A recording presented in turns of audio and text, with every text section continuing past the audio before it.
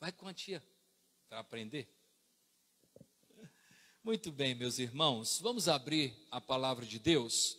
Evangelho segundo Lucas, capítulo 2, versículos de 25 a 35.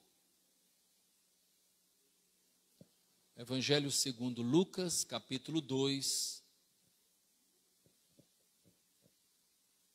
versículos de 25 a 35. É esse texto que nós utilizaremos para nossa leitura e meditação neste dia. Lucas, capítulo 2, de 25 a 35. Havia em Jerusalém um homem chamado Simeão, homem este justo e piedoso, que esperava a consolação de Israel. E o Espírito Santo estava sobre ele. Revelara-lhe o Espírito Santo que não passaria pela morte antes de ver o Cristo do Senhor. Movido pelo Espírito, foi ao templo, e quando os pais trouxeram o menino Jesus para fazerem com ele o que a lei ordenava, Simeão o tomou nos braços e louvou a Deus, dizendo: Agora, Senhor, podes despedir em paz o teu servo, segundo a tua palavra, porque os meus olhos já viram a tua salvação, a qual preparaste diante de todos os povos, luz para a revelação aos gentios, e para a glória do teu povo de Israel. E estavam o pai e a mãe do menino admirados do que dele se dizia. Simeão os abençoou e disse a Maria, mãe do menino: Eis que este menino está destinado tanto para a ruína, como para levantamento de muitos em Israel, e para ser alvo de contradição. Também uma espada traspassará a tua própria alma, para que se manifestem os pensamentos de muitos corações. Amém. Amém? Meus irmãos, em todos os episódios marcantes que nós encontramos na Bíblia, nós temos personagens que se destacaram, personagens que de alguma forma tiveram um papel de relevo diante do cenário, diante do acontecimento, não é? Nós podemos nos lembrar, por exemplo, da multiplicação de pães e peixes. Então houve um garoto que se destacou. Ele tinha um pouco de pão, um pouco de peixe e entregou nas mãos do Senhor, e o Senhor multiplicou e uma multidão pôde se alimentar. Nós temos no episódio em que Jesus caminhou sobre as águas, o personagem chamado Pedro, que pediu para andar juntamente com o mestre, e esteve ali com o Senhor, e quando olhou para a força do vento, ele afundou e precisou que a mão de Deus o sustentasse para que não submergisse. Nós temos também na crucificação tantos personagens que se destacaram. Aquele ladrão arrependido, nós temos o centurião que reconheceu que Jesus era justo, nós temos a própria Maria que se destacou, que esteve aos pés da cruz até o último momento.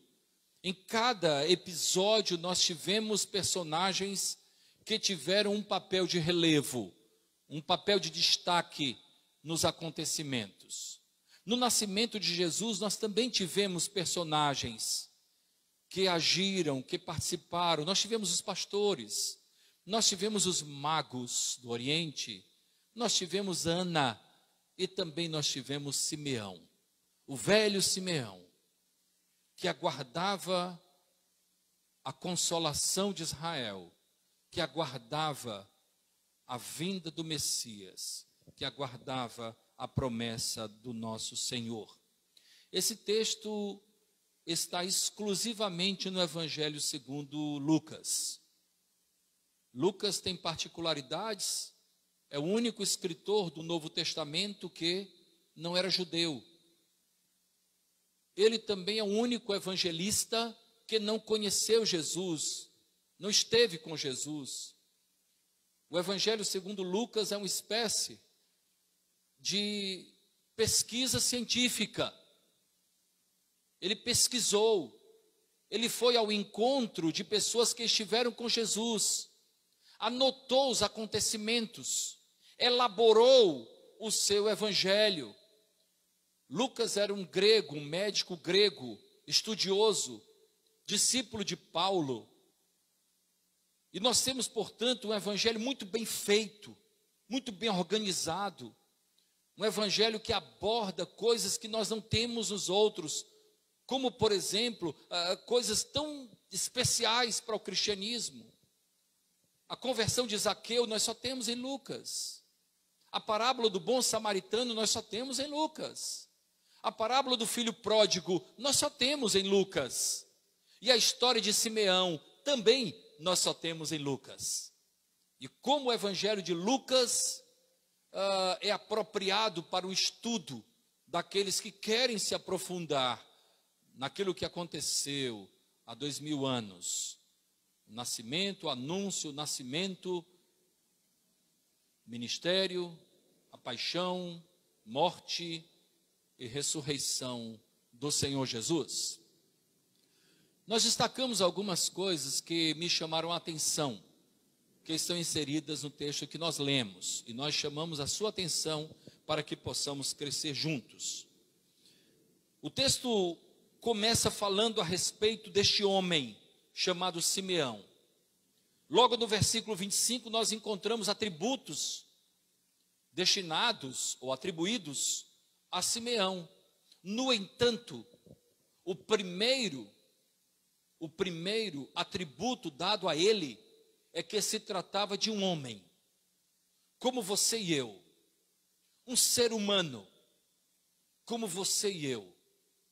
E isso faz com que eu pense a respeito daquilo que Deus tem como propósito para a minha vida. Aquele homem envelheceu sabendo que a promessa de Deus iria se cumprir na sua vida. E a promessa de Deus é que ele não passaria pela morte antes que visse a salvação sendo revelada. Esse era Simeão. O versículo 25 fala: havia em Jerusalém um homem chamado Simeão, um homem com identidade, com nome. Ele era um homem justo, piedoso, que esperava a consolação de Israel, e o Espírito Santo estava sobre ele. Eu acredito que o período do Natal é um período extremamente oportuno para que nós façamos uma introspecção acerca dos nossos valores, acerca daquilo que de fato há no nosso coração. Eu acredito que não há, e se tratando da nossa igreja particular, nossa igreja local, uma igreja, julgo eu, tão leve, tão transparente, uma igreja que apresenta o evangelho de uma maneira clara. Eu acredito que não há espaços para hipocrisia, para máscaras, para falsidades, para demonstrações daquilo que não somos, para atividades teatrais. Acredito que o momento do Natal é um momento propício a uma introspecção acerca daquilo que realmente representam os nossos valores. Eu vejo em Simeão características que são dignas de serem apreciadas e também imitadas. Imitadas.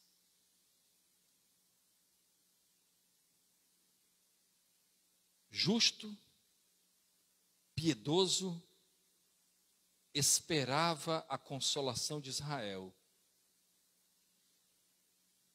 E o versículo termina dizendo: e o Espírito Santo estava sobre ele. Eu tive pesquisando acerca dessa última expressão, e o que ela quer dizer é o seguinte: ele era um homem cheio do Espírito Santo. Um homem que transbordava espiritualidade do alto.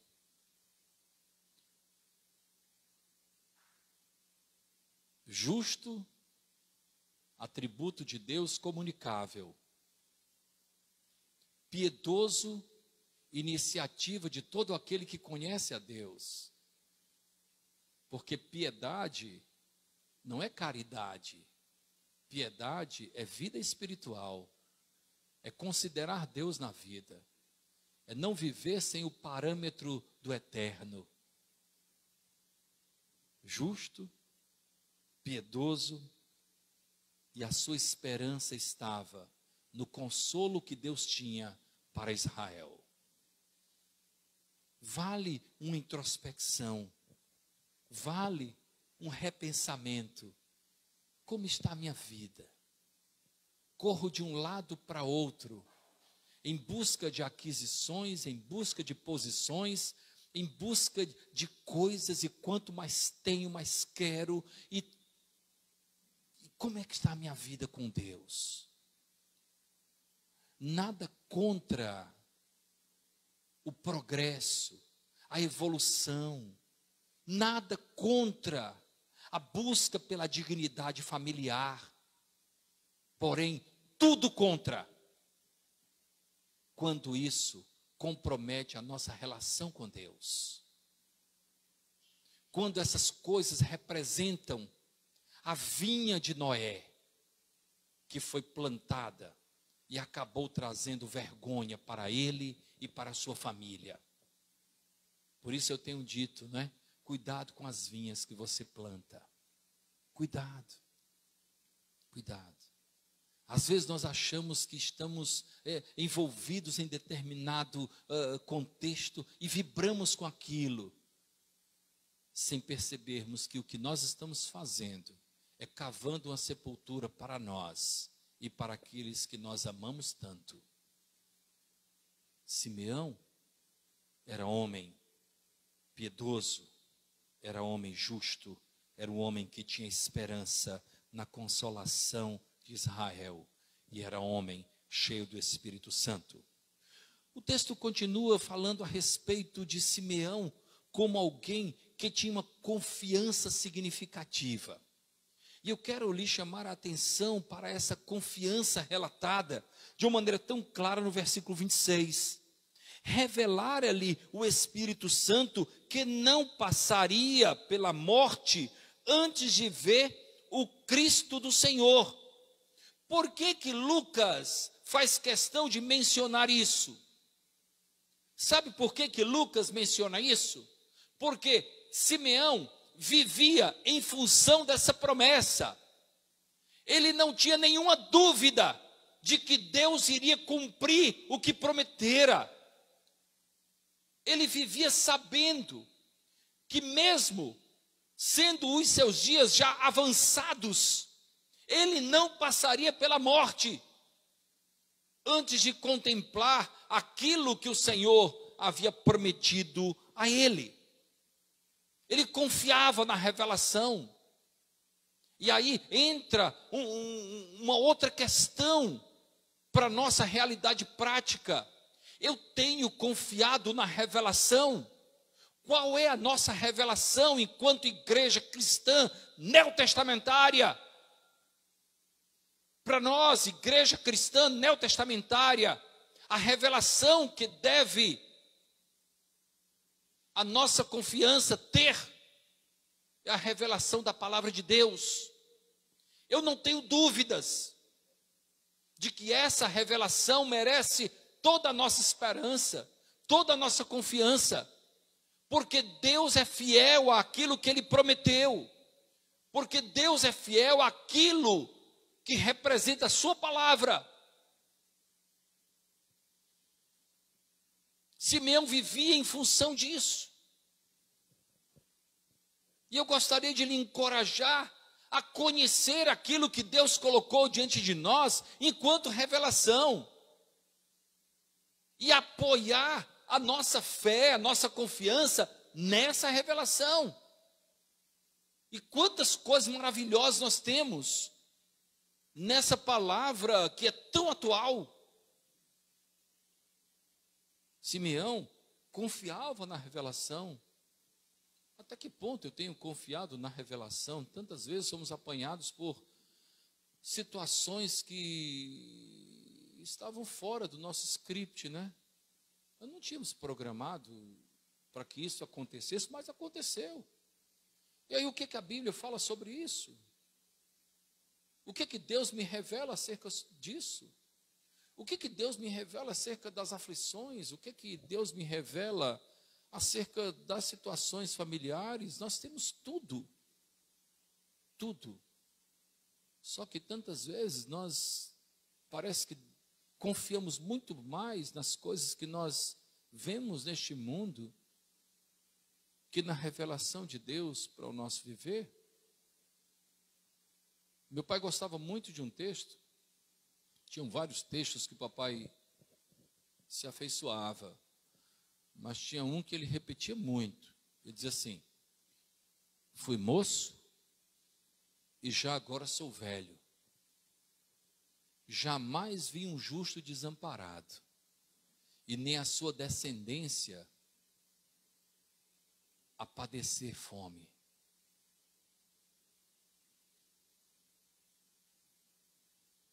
É a revelação. Deus prometeu isso. É a revelação. Cabe a mim o que? Buscar ser um homem justificado e andar como quem já foi justificado. Não me exasperar com aquilo que se apresenta a mim. Há uma história interessante, né? Que eu acredito que é oportuna que se conte. Conta-se que um homem faleceu e deixou como herança algumas terras para os seus filhos. E eram 3. 2 estavam bem próximos, escolheram o que aparentemente representava as melhores terras deixadas pelo pai. O que estava longe, quando chegou, percebeu que o que tinha sobrado para ele era somente uma parte alagadiça. Alagadiça. E a vizinhança, né? Porque naquela época tinha fofoca. Hoje não tem mais não. Aqui acabou essa história, né? Fora de moda. Fofoca não existe mais não. Mas naquela época existia. E a vizinhança, né? Ficou comentando, coitado. Ficou com a pior parte. E então, até que um corajoso chegou para ele e falou: e aí, você não vai reclamar, não? Você ficou com a parte ruim. E aquele homem, filho, né? Que tinha sabedoria, ele disse: olha, deixa eu falar uma coisa. Se é para o bem ou se é para o mal, o tempo dirá. Passados alguns anos, houve uma grande seca na região. A única área que ficou com água era a área dele, que era uma área alagadiça. E todos iam pedir água para ele, e ele ficou com um local que ele pôde plantar. Depois disso, ele casou e teve filhos. E o filho dele um dia estava andando de cavalo e caiu do cavalo, fraturou o ombro e ficou lá sofrendo, como era uma região campal, rural. O tratamento foi tão lento e todos ficaram: olha, está vendo, ele é tão bom, mas só acontece coisa ruim com ele. E chegaram para ele e falaram assim: e aí, o senhor não vai reclamar a Deus não isso aí? E mais uma vez ele disse: se é para o bem ou se é para o mal, o tempo dirá. Logo depois surgiu uma guerra. E todos os jovens da idade do filho dele foram convocados para a guerra e muitos não voltaram. E o filho dele não pôde ir porque estava com o braço fraturado. Às vezes aquilo que nós enxergamos é só parte da história, irmãos. A história completa é Deus quem tem. Ele conhece o início, o meio e o fim das nossas histórias. Nós conhecemos parcialmente. Nós, muitas vezes, fazemos julgamentos, olhando para o envelope, sem percebermos o que há dentro do envelope. Antes de julgarmos aquilo que nos chegou como mensagem, é necessário abrir o envelope, é necessário ler a mensagem do início ao fim. Se é para o bem, se é para o mal, o tempo dirá. Cabe a mim ser justo, cabe a mim ser piedoso, cabe a mim buscar fazer aquilo que corresponde à vontade de Deus para a minha vida. Cabe a mim confiar nas promessas do Senhor, como Simeão fez. Quem sabe a vizinhança da época, ao tomar conhecimento da promessa de Deus para Simeão, a vizinhança também não questionava: ei, Simeão, você está ficando velho, hein? Está bem velhinho, essa história aí. Mas ele continuou confiando. O versículo 27 também me chama a atenção, eu quero ler. O versículo 27 diz assim: movido pelo Espírito, foi ao templo. E quando os pais trouxeram o menino Jesus para fazerem com ele o que a lei ordenava. Esse versículo dava assim uma série de sermões, né? Movido pelo Espírito. Como nós precisamos em tempos atuais de homens e mulheres que são movidos pelo Espírito. Nós somos movidos por tantas coisas, tantas vezes nos apanhamos movidos pela ambição. Tantas vezes nos apanhamos movidos pelas paixões desta vida, por sentimentos efêmeros. Tantas vezes nos encontramos sendo movidos por coisas destrutivas, por coisas de pouco valor, coisas fúteis, coisas banais. Somos movidos tantas vezes por coisas que, na verdade, não trazem qualquer benefício para nós e para os nossos queridos. No entanto, Simeão era movido pelo Espírito, e como nós necessitamos de homens e mulheres que se deixam mover pelo Espírito, que fazem aquilo que Deus coloca no coração.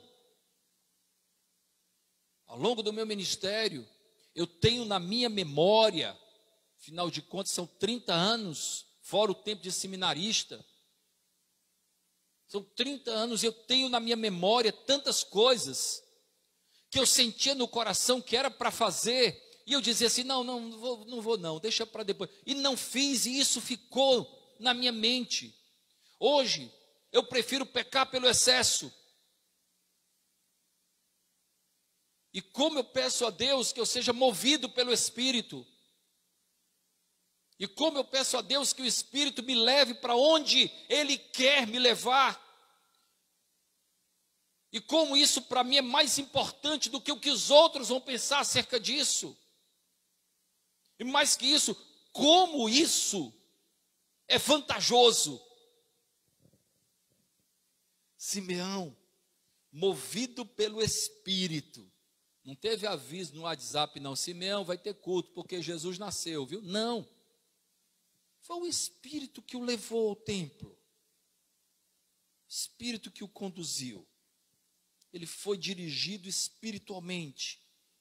Ele foi dirigido espiritualmente ao templo. Ele foi dirigido espiritualmente a Jesus, ao Salvador. É provável que você tenha vindo à igreja pela primeira vez, convidado por alguém, mas saiba que mais importante do que essa pessoa que ele convidou, é você ter sido movido pelo Espírito. É o Espírito Santo que nos leva até Jesus. E como isso é maravilhoso. Simeão foi conduzido pelo Espírito ao Salvador. É o Espírito, meus irmãos, que nos conduz a Cristo. É o Espírito que nos conduz ao Senhor. Só a título de informação, no final do versículo, quando fala porque fizeram com ele o que a lei ordenava, é que a lei ordenava uma oferta de 5 siclos em nome da criança. Tanto que foi uma espécie de pagamento que o próprio Jesus teve que dar através, obviamente, dos seus pais. Só para que haja um entendimento histórico do texto. Destaco ainda o versículo 28, que diz: Simeão o tomou nos braços e louvou a Deus. Ao ter Jesus consigo, Simeão louvou a Deus. Eu não sei o que você tem feito com a sua vida cristã, queridos. Eu preciso falar sobre isso porque isso tem me incomodado. Eu preciso falar sobre isso. Eu não consigo admitir alguém que de fato diz que tem Jesus no coração e ao tê-lo consigo, não tem uma expressão de constante louvor a Deus. Não tem uma expressão, uma ação de constante gratidão a Deus. Simeão tomou o menino nos braços e louvou a Deus. Quando você se encontra com Jesus no coração, você sente de fato o desejo de adorar aquele que enviou seu filho para lhe salvar. Você consegue fazer a leitura do que representa ter Jesus nos braços. Você consegue fazer uma leitura acerca do que representa ter Jesus no coração. Você consegue fazer uma leitura acerca do que representa ter Jesus na vida. É nunca mais andar perdido. É nunca mais caminhar sem rumo. É nunca mais viver à toa nesta vida. É nunca mais estar sozinho. É nunca mais viver em solidão. É ter Jesus para a eternidade. E foi isso que ele falou para a mulher samaritana: se você beber da água que eu tenho para lhe dar, essa água fará uma fonte a jorrar para a vida eterna. Você nunca mais terá sede. Ter Jesus nos braços é ter a convicção de que nunca mais nós teremos sede. É termos a convicção de que nunca mais nós estaremos sozinhos. É termos a convicção de que nunca mais nós seremos perdidos. É termos a convicção de que nunca mais nós seremos carentes, porque Ele supre cada uma das nossas necessidades. Isso é ter Jesus. É mais que uma religião, é mais que uma denominação, é mais que um grupo de amigos. É ter Jesus na vida, é refletir a graça bendita, é viver de fato como quem foi transportado do império das trevas para o reino do Filho de Deus, do amor de Deus. Simeão, portanto, não teve outra atitude. Ele não disse até que enfim, ele louvou a Deus. Ele louvou a Deus. Eu acredito que nós precisamos louvar mais. E quando eu falo louvar mais, não é aumentar o número de música no culto. É termos uma vida de adoração. É acordar de manhã considerando que as misericórdias do Senhor se renovaram. E foi por isso que nós amanhecemos o dia vivos. Por isso que o que amanheceu no nosso leito não foi um corpo sem vida. Abrimos os olhos e respiramos o novo dia, porque as misericórdias do Senhor se renovaram. Nós precisamos louvar mais. Nós precisamos reconhecer mais. Nós precisamos ser mais gratos ao Senhor. Simeão tomou nos braços e louvou a Deus, dizendo: vejamos, portanto, o cântico de Simeão, versículos 29, 30 e 31. Agora, Senhor, podes despedir em paz o teu servo. Eu fico pensando nessa realidade. Os irmãos me permitam e me perdoem até citar tanto o meu falecido pai, mas ele foi um exemplo de fé para mim. Ele não era formado em teologia, ele não era pastor, na verdade ele não era formado em nenhum curso superior. Mas como ele deixou um legado de fé. O meu pai faleceu em março de 2018.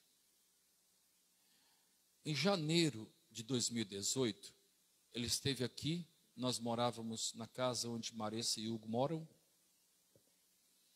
e ele veio para organizar a mudança do Rendel. E ele ficou naturalmente na nossa casa. E teve um dia, acredito que o Hugo vai lembrar disso. Eu cheguei para o papai e falei assim: papai, o senhor gosta de água tônica? Lembra disso, Hugo? Ele falou: mas o que é água tônica? Eu disse: o senhor vai ver já. E aí eu peguei uma lata de água tônica, eu sempre gostei de água tônica, e vamos tomar água tônica. Ele é gelado, eu disse: é geladinho. E ele tomou água tônica ali e me deu vontade de perguntar algo ao meu pai. Eu falei assim: papai, ainda tem alguma coisa lhe incomodando nessa vida, pai? E ele olhou para mim e falou assim: não, meu filho, eu já estou tão realizado que o Senhor pode me levar a qualquer hora. Eu estou pronto para ser levado por Deus a qualquer hora. O sentimento que havia em Simeão era esse. Eu já vi a salvação, agora o que eu viverei é lucro. Eu estou no saldo. Eu passo a pensar que Deus, a partir do momento que Ele revela a sua graça salvadora à nossa vida, nós passamos a viver na iminência de sermos levados para a eternidade com Ele a qualquer momento. E todo momento é lucro, todo momento é adicional, todo momento é algo mais que o Senhor está nos dando. São possibilidades de nós refletirmos a sua graça, que é por isso que ainda estamos aqui. É por isso que estamos aqui. Porque se somos salvos de verdade, nós já alcançamos aquilo que é mais precioso para a vida de um homem. Os meus olhos já viram a salvação. Pode despedir o teu servo. Eu estou no lucro. E você também. Essa história de quando um crente morre, morreu tão novo. Não, ele morreu no dia que Deus quis levá-lo, quis promovê-lo para a eternidade. É o dia que o Senhor quer. Simeão disse: agora pode despedir o teu servo em paz, segundo a tua palavra, porque os meus olhos já viram a tua salvação, a qual preparaste diante de todos os povos, luz para revelação aos judeus, aos gentios. Isso é tão precioso, porque os judeus ainda, porque tinham tido acesso aos oráculos, tinham tido acesso aos textos antigos, ainda havia nos judeus um pouco de conhecimento, mas os gentios eram completamente ignorantes em relação à promessa de Deus. Luz para os gentios. Se Cristo não tivesse vindo, nós não estaríamos aqui reunidos. Se Cristo não estivesse vindo, nós nada saberíamos acerca da promessa, porque nós somos gentios. Somos gentios convertidos. Essa foi a luz que em Cristo fez com que refletisse no Brasil, em todos os locais do mundo. Luz para os gentios. E para a glória do teu povo de Israel. Meus irmãos, nós precisamos confiar na palavra do Senhor. As ações de Deus, isso aí é algo maravilhoso. Se nós compreendermos isso, olha, quando eu cheguei a essa compreensão, eu falei: Senhor, como eu preciso conhecer mais a tua palavra. Presta atenção. As ações de Deus são condicionadas às suas palavras, às suas promessas. O que nós temos na Bíblia é tudo que Deus tem para nós. Eu não preciso de revelação estranha, de fogo estranho, de algo mais. Tudo que tem na palavra de Deus me é suficiente para que eu tenha uma vida de paz, para que eu tenha uma vida de esperança, para que eu não viva exasperado pelo mundo, para que eu não viva aí como um tolo em busca de novas experiências. O que Deus faz é somente cumprir aquilo que Ele prometeu. O que Deus faz é somente cumprir aquilo que há diante de nós. Você quer conhecer mais de Deus? Você quer saber o que Ele tem para você? Esmere-se em conhecer a palavra de Deus. Esmere-se em estar na casa de Deus, onde é apresentada a palavra de Deus. Porque tudo que Deus faz já está condicionado àquilo que Ele prometeu. Não tem fogo estranho. Não tem experiência mística. Tudo está na palavra. Ela é suficiente, ela é infalível. Ela é inerrante. Tudo que eu preciso está aqui, em Cristo. Eu me satisfaço naquilo que representa a palavra de Deus.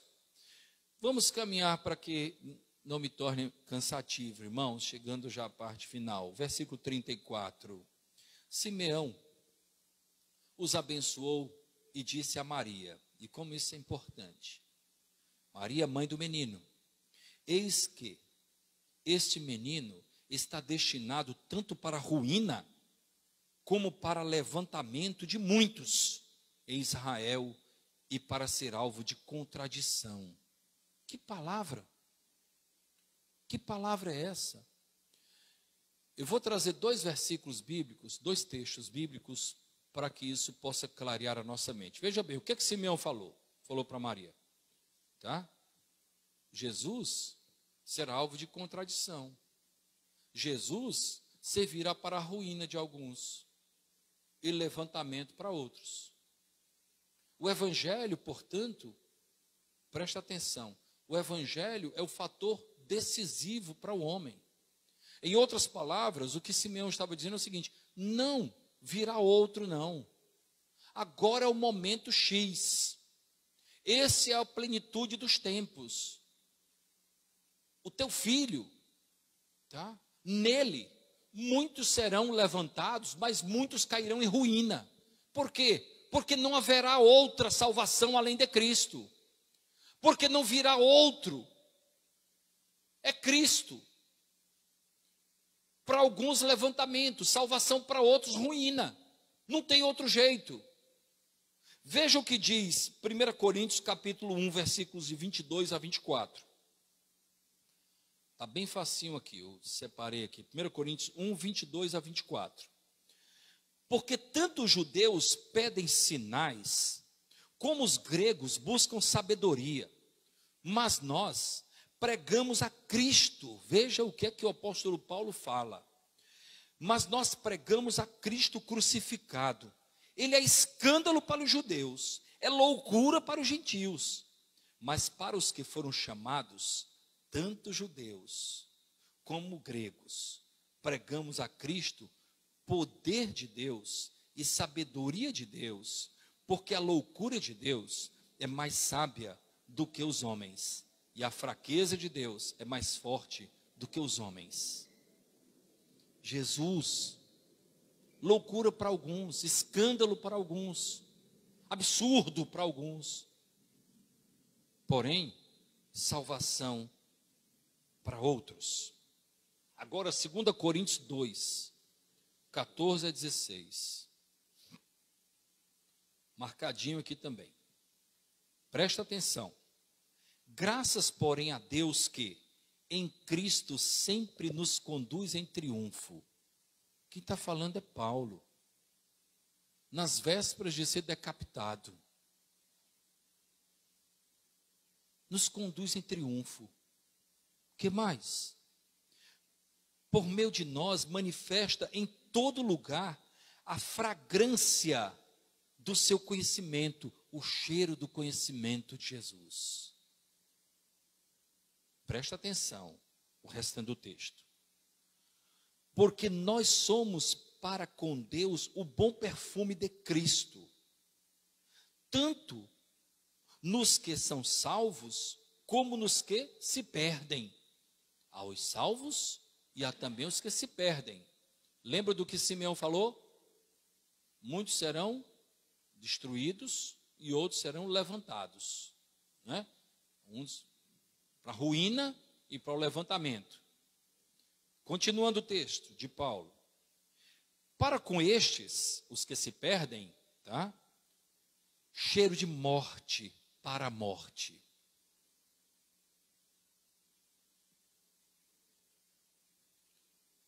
Para aqueles, os que se salvam, aroma de vida para a vida. Está claro o que Simeão falou? Está compreensivo? Então Jesus, ele dizia para Maria, sua mãe, Maria, tá? Eis que este menino está destinado tanto para a ruína, para os que se perdem,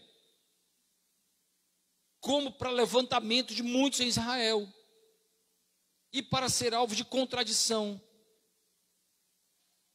E finalmente, o versículo 35, ele fala para Maria, isso, também uma espada traspassará a tua própria alma, para que se manifestem os pensamentos de muitos corações. Nisso, Simeão estava profetizando a morte de Jesus. E a espada que estaria, é uma colocação metafórica, é uma espada que estaria passando no coração de Maria, a mãe de Jesus, ao ver o seu filho sendo morto. Então Simeão falava a respeito dessa realidade. Mas a sua morte, veja o propósito, mas a sua morte serviria para manifestar os pensamentos de muitos corações. A espada grande que traspassara a alma de Maria era a morte de Jesus. E a morte de Cristo certamente provocou reação e continua provocando reação, e os pensamentos são manifestados. Diante da morte de Cristo não há meio termo. Eu sou de Cristo, ou eu não sou de Cristo. Mais incisivo que isso que falei era o apóstolo Paulo, que chamava aqueles que davam as costas para Jesus de inimigos da cruz de Cristo. Os pensamentos são revelados na cruz. A cruz revela o que há no coração de cada um de nós. Bendito seja Deus, que enviou o seu Filho para vir a nós, para vir ao mundo. Bendito seja Deus, que pelo seu grande amor enviou o seu único Filho para vir ao mundo, para que todo aquele que nele crê não pereça, mas tenha a vida eterna. Que nós possamos também cultivar os verdadeiros valores do Natal, que nós possamos entender que o Natal é mais que presentes materiais, mais que Papai Noel, mais que luzes artificiais, que o Natal de fato é a luz que ilumina a vida, o coração, que o Natal é a encarnação do Verbo eterno. Natal é a vinda daquele que veio buscar e salvar o que se havia perdido. Amém? Amém, meu? Amém. Vamos ficar em pé, queridos irmãos, vamos cantar o último hino. Nós vamos cantar esse belo hino, Nasceu o Redentor.